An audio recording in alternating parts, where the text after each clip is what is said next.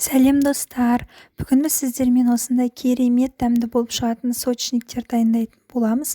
Қазір бұндай сочниктерді ешқандай дүкеннен таба алмайсыздар.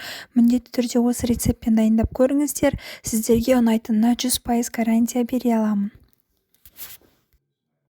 Біз ең бірінші ыдысымызға жұмыртқамызды жарып аламыз да, үстінен қант қосып миксерлейміз.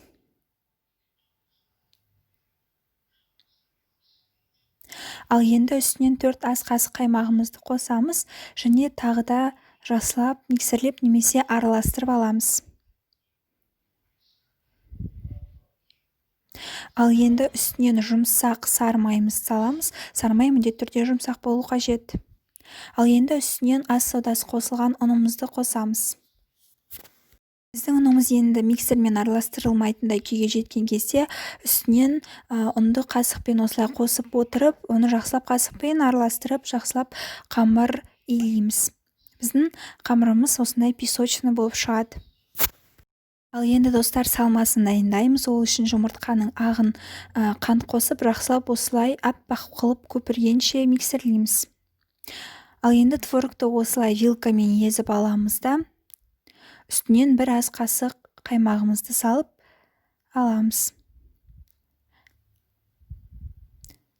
Ал енді бағана дайындаған жұмыртқаның ағын осылай салып, жақсылап тағы да араластырып аламыз. Ал енді бағанағы қамырымызды 4 бөлікке бөлеміз де, әр қайсысын жаямыз.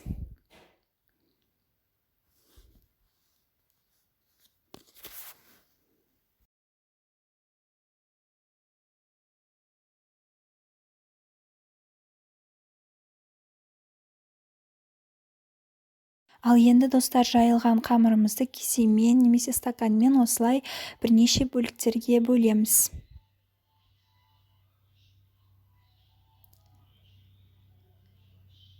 Ал енді ішіне осылай салмасын салып, одан кейін жауып қоямыз бетін.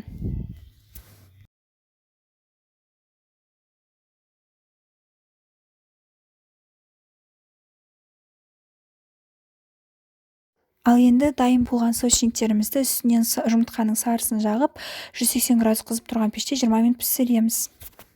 Ал енді достар, біздің сочниктеріміз дайын болды.